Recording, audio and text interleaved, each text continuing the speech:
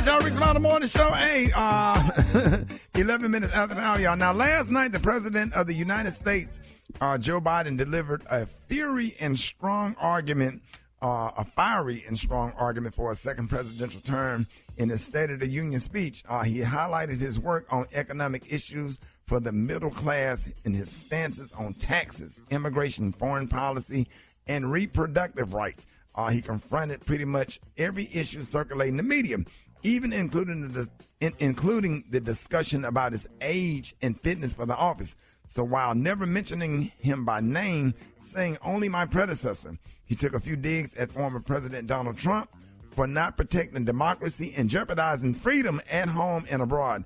Here's what he had to say. I know it may not look like it, but I've been around a while. When you get to be my age, certain things become clearer than ever.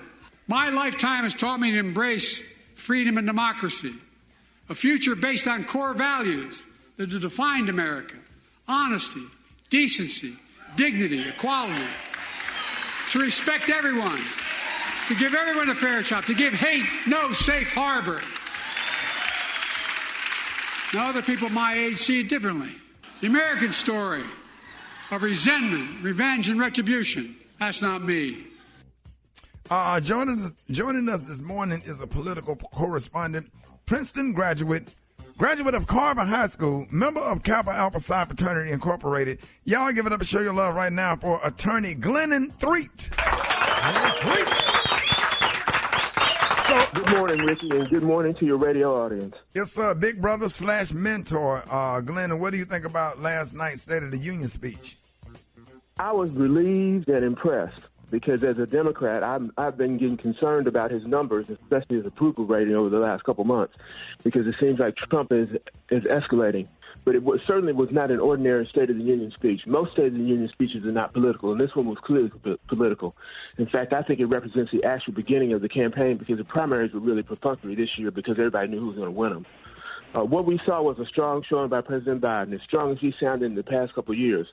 I was texting with Special K during the speech, and Special K described him. He must have had a triple shot of B12 because he was energized. It had been wearing off, started to wear off towards the end of the speech. Everyone who watched it could tell. But he talked about his balanced performance with the economy, and he referred to it as the greatest story never told. And he's right about that. The problem is that most Americans don't feel the good news. For instance, one of the things that he talked about, which was capping overdraft fees at banks to $8 a month. I've had to pay $32 a month for overdraft fees at my bank for several years, and I tell you, that would change my life. He also recommitted to Israel. He said that there's no permanent peace there until there's a two-state solution. That is a very, very important position for our government to take because that means they support Palestinian sovereignty, even though we've supported Israel forever. He agreed he wanted the credit card companies to be capped fees, their fees to be capped at $8 a month. They filed a lawsuit yesterday to oppose that. And on reproductive freedom, this may be the best cultural issue for Biden because everyone knows that the change in law was directly a result of President Trump's placement of 3 conservatives on the Supreme Court. That's something that Trump did that didn't exist. He changed the tenor of the court, and as a result, Roe v. Wade was overturned. Wow. Special K, what are your thoughts? Man, my thoughts were echoing some of what Glennon was saying. I think that he touched on everything that he needed to touch on. I think he addressed every issue that needed to be addressed. I think he put the Republicans in some very uncomfortable situations because they seem to be on the wrong side of most of these issues that the American people care about. And I think we tend to get caught up in these poll numbers and the approval ratings. But people got to understand that at this point in Barack Obama's campaign, he was behind in the polls to John McCain.